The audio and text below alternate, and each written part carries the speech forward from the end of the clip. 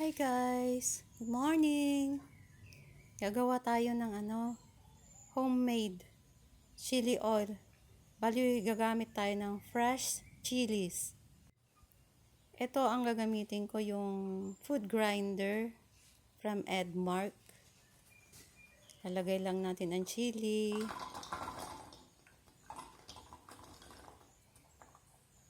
Ayan.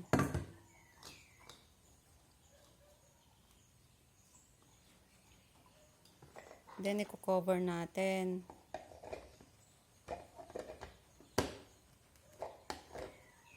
Dapat masakto siya dun sa dulo ng parang grinder niya.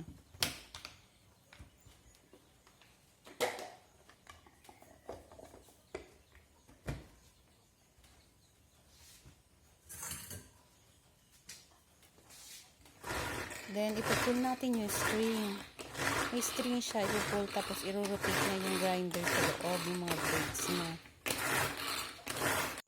Pag mas matagal na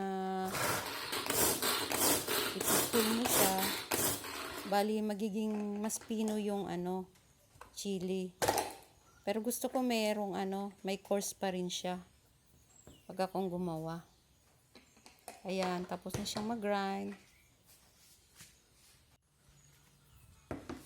Ta-transfer natin sa maliit na bowl. At tayo'y magluluto na.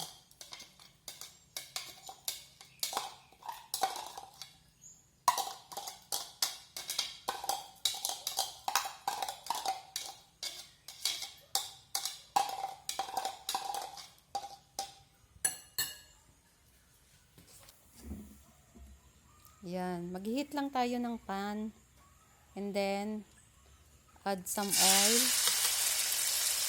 Pag mainit na yung oil, ilagay ang chili.